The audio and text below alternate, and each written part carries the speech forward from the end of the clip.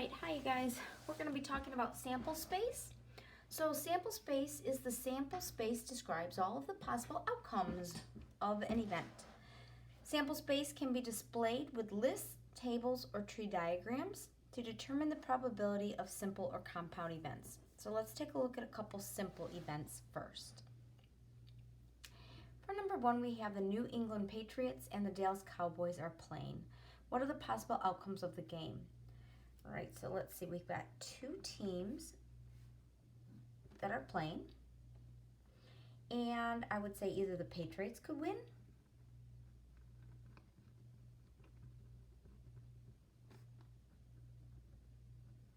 or the Cowboys win.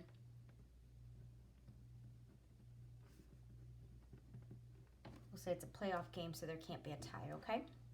That's a simple event because we had only one thing happening, okay? This is another simple event. The number cube is rolled. What is the possible outcome? Well, we could have rolled either a 1, 2, 3, 4, 5, or 6.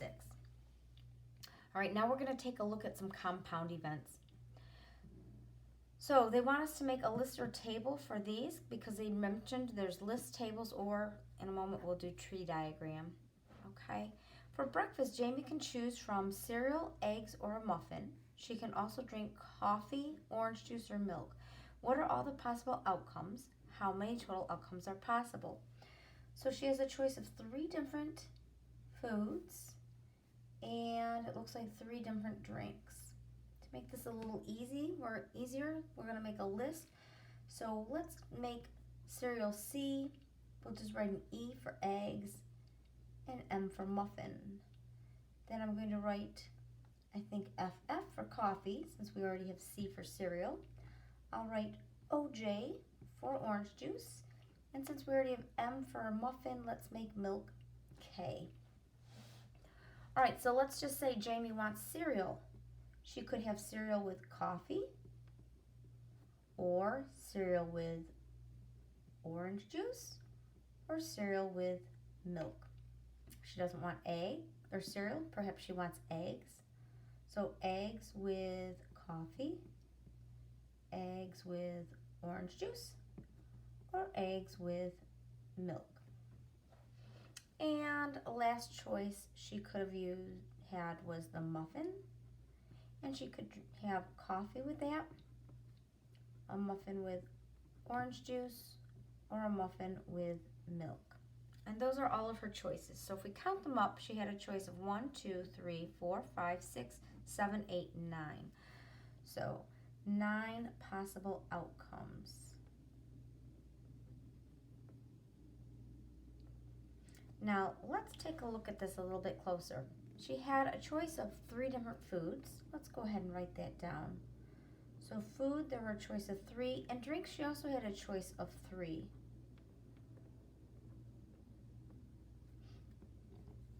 Let's take a look at this. 3 times 3 equals 9. Do you think it's just a coincidence?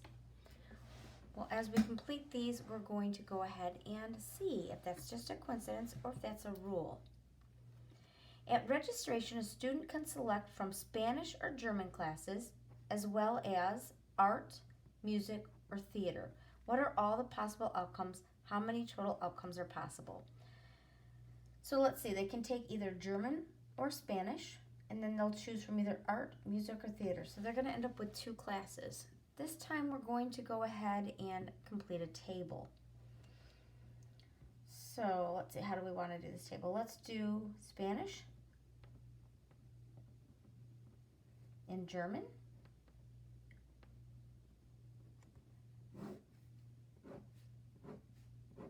And then up here we'll have art, music, or theater.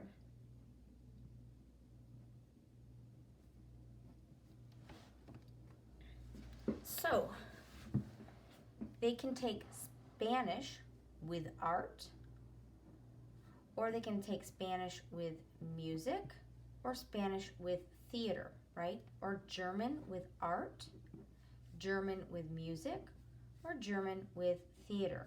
So we can see that she had 6 different combinations.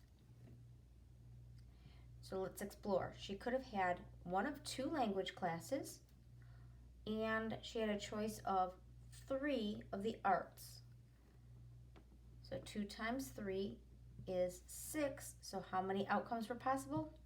Both ways we came up with 6.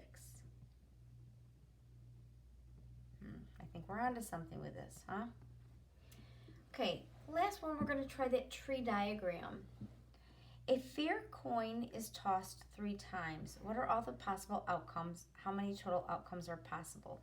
So we have one coin and we're going to flip it 3 different times. So each time we flip it, there's a possibility of either heads or tail. So first time we flip it, let's just say we land on a head.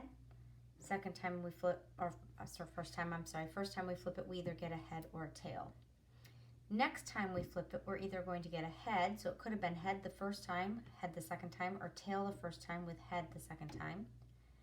Or it could have been a tail, so head the first time with a tail the second time, or head the first time followed by a tail. This is a lot like list, but you're going to notice we'd only have one C and we'd branch them off, okay?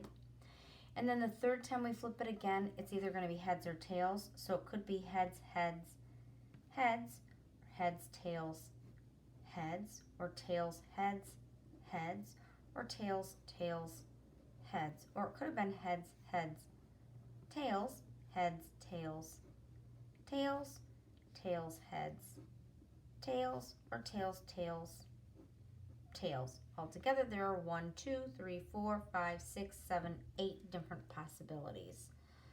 So 8 outcomes.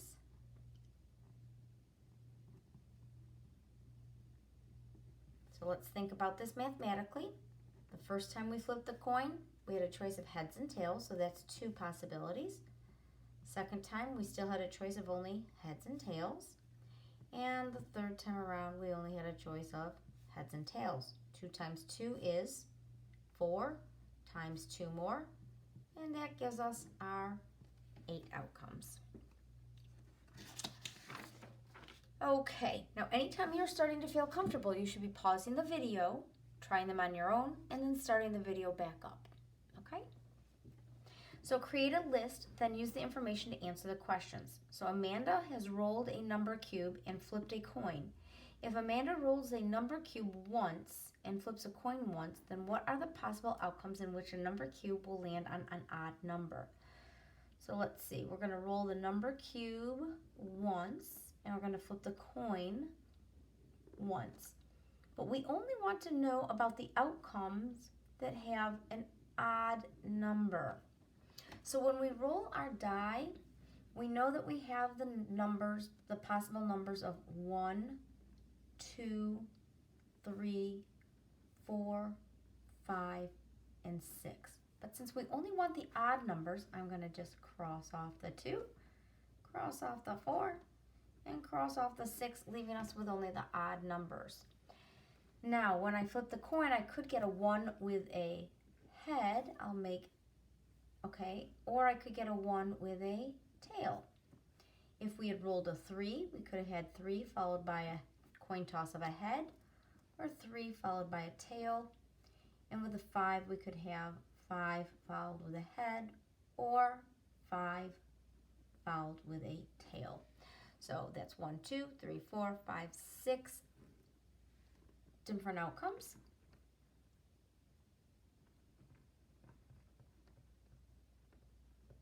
All right, so let's take a look. First time when we were rolling the dice, we had a choice of 1, 3, or 5, so that would be 3 different outcomes. And when we flipped the coin, we had either heads or tails, so that is 2. And 3 times 2 is 6 outcomes. All right, the 2 spinners below are spun at the same time. What are all the possible outcomes of the 2 spinners, of 2 spins? All right, so first we'll spin this one, and there are possible of 2 outcomes. And then when we spin this one, we have a possibility of 4 different outcomes. And 2 times 4 is 8. So we are certainly predicting that there are 8 outcomes. All right, so let's go ahead and make a table. Oh, not a table. We're going to make a list rather for this.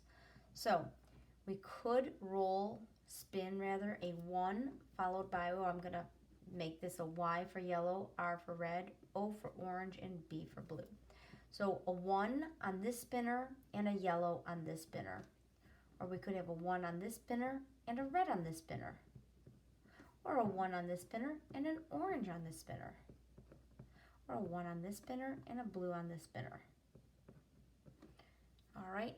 Or we could have had a 2 on this spinner followed by a yellow, a 2 followed by a red, or a 2 followed by an orange, or a 2 followed by a blue. And let's count them up. 1, 2, 3, 4, 5, 6, 7, 8. There we go. 8 outcomes. All right, so now it says we're going to go ahead and create tree diagrams. Then we're going to use the information to answer the question. So a clothing line has shirts in red, blue, or white, and pants in gray or khaki. How many different combinations can be made with the clothing line? So shirts are going to come in red, blue, or white. Pants are going to come in either gray or khaki. And we're looking for all the combinations we can make. I think I'm going to start with the pants here. And I am going to use G for gray and K for khaki. Let's see where the shirts, I'm going to use R for red, B for blue, and W for white. If you're going to abbreviate, it's good to make a key. This is not a very formal key, but at least if somebody were looking at this, they'd know what my letters stood for, okay? So we have gray pants or khaki pants. With the gray pants, I could wear a red shirt, or we could wear a blue shirt, or a white shirt. Or, let's see, the khaki pants could be paired with a red shirt, or with a blue shirt, or with a white shirt. So it looks like there are 1, 2, 3, 4, 5, 6 outcomes, or 6 combinations. Okay, let's take a look. There were 2 pairs of pants, or 2 different colors of pants, and 3 different colors of shirts, and 2 times 3 is 6. All right, when buying a car, Esther can choose from a 2-door or a 4-door car with leather or cloth interior and black, silver, or white. How many different combinations can be made with the car options? So let's see. First choice, it's either a 2-door or a 4-door. So I'm going to make this 2D and I'm going to make this 4D. So they're either going to choose a 2-door or a 4-door.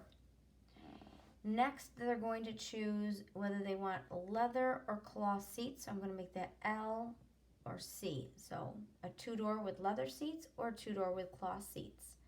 A 4-door with leather seats or a 4-door with cloth seats. And lastly, we can choose either the black, the silver, or the white interior. So the leather can be either black, silver, or white. Cloth will be either black, silver, or white. If we go with the 4-door, the leather will be either black, silver, or white.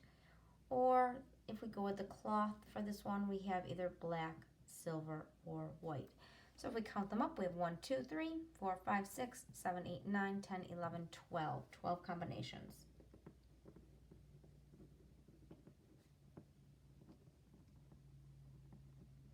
All right, so when we chose the doors, what kind of doors we wanted, we had a choice of either 2-door or 4-door, so that was 2. And for the seats, we chose either leather or cloth, that was 2. And for the colors, we had a choice of 3 different colors. So let's take a look here. 2 times 2 is 4, times 3 is, look at that, it's 12. So it works again. All right, number 10, Sergio tossed a 2-sided red and yellow counter chip. They forgot to tell us that this is happening 3 times, so let's add on here 3 times. So they're going to toss it 3 times. This should sound familiar. It sounds like we did one like this earlier. Create a tree diagram to represent all the possible outcomes for the coins landing on either red or yellow. So instead of heads and tails, we just have red and yellow. So first time around, it was either red or Y will be yellow. Second time around, it's either red or yellow. Third time around, it's either red or it's going to be yellow. So first time around we had either red or yellow. Second time around it was either going to be red or yellow. And third time around it was going to be either red or yellow. 2 times 2 times 2 equals 8. So let's count it up. 1, 2, 3, 4, 5, 6, 7, 8. Yep, there we go. So there were 8 outcomes. All right, if you haven't paused at all yet, please make sure you try to pause. Do some homework. You don't have to do the whole page. You can just do one and then go ahead and turn it back on if you would like to. All right, the number cube is rolled and a coin is tossed. Answer the questions below.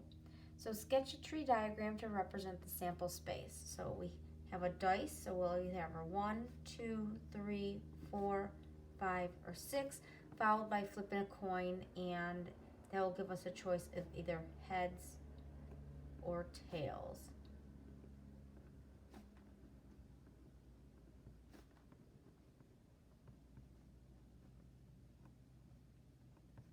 So when we rolled the die, there are 6 different combinations. When we flip a coin, there are 2 different combinations.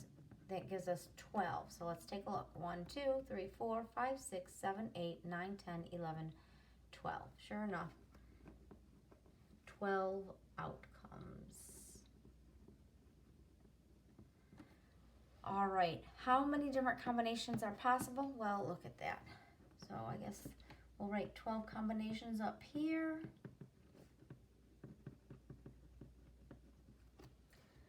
All right, now we know there are 12. It says which list contains all the possible outcomes in which the number cube lands on a number less than 4. Ooh, less than. Okay, well, I'm going to draw a line right here. All of these are less than 4. All of these are 4 or greater. So there are 1, 2, 3, 4, 5, 6 outcomes. It looks like 1, 2, 3, 4, 5, 6. This looks like the complete list. So let's check it out. 1 with a heads, 1 with a tail. 2 with the heads, 2 with a tail, 3 with the heads, or 3 with the tail. So sure enough, there's our complete list.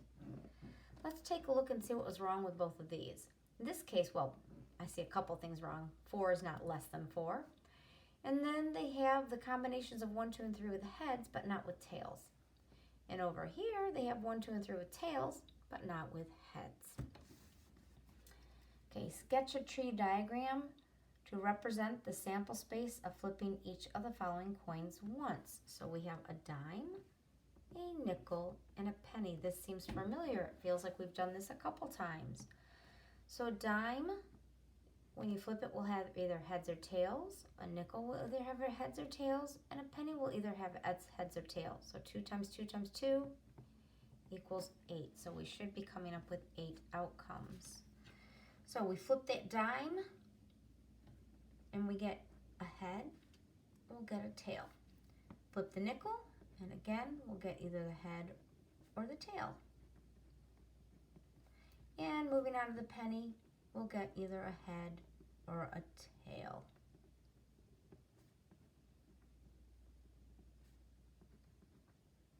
Tree diagrams can be a little deceiving because it can look like we're flipping them more as we go along, but we're not. Okay. So we have 1, 2, 3, 4, 5, 6, 7, 8. 8 combinations, just like we thought.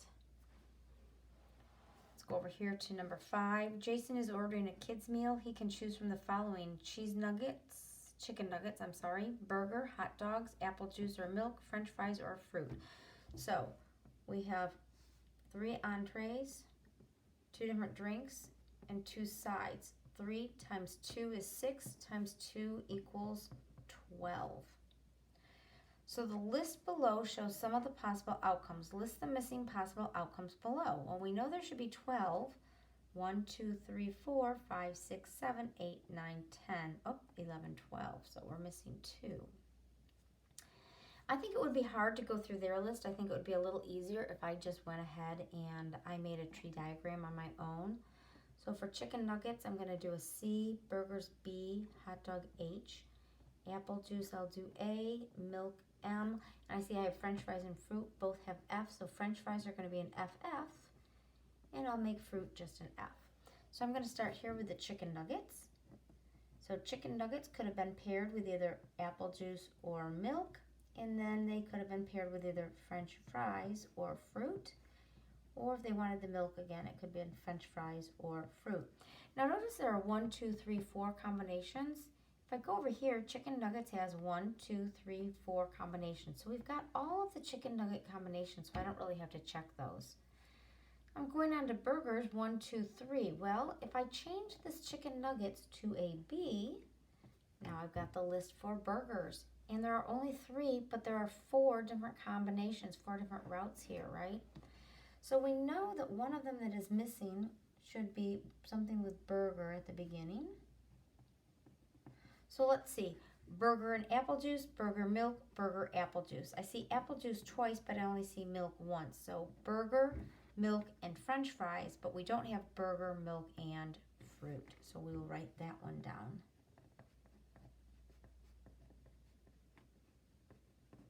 Okay, and that's 1, 2, 3, and all 4 combinations with burgers. We can do the same thing for hot dogs. I'm just going to cross off the B. I'm just going to make it an H now. So we have hot dogs with either apple juice or milk, right? So apple juice, milk, milk. So both of the routes for milk are already done. So we know it's going to be hot dog with some kind of apple juice. So hot dog. We're missing one of the apple juice. And let's see, we have hot dog, apple juice, and french fries, but we don't have hot dog, apple juice, and fruit. All right, and last one.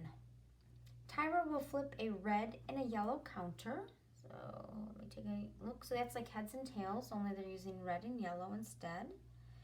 And a spinner labeled A through E. If Tyra flips the counter and spins the spinner, then list only the outcomes which a red counter, only, so we only want them if it had a red counter and a vowel spun. All right, so I don't need to do the yellow, I just need to concentrate on the red. And for this, I only need the vowel. So I'm just gonna go ahead and draw that picture out of the spinner. I have A, B, C, D, E, branch off my spinner. And if I only want the vowels, I'm looking at crossing off the consonants here. And so we have A and E. So I could have spun red followed by an A, or red followed by an E on the spinner. And that would be it. All right, guys, hope you enjoyed that.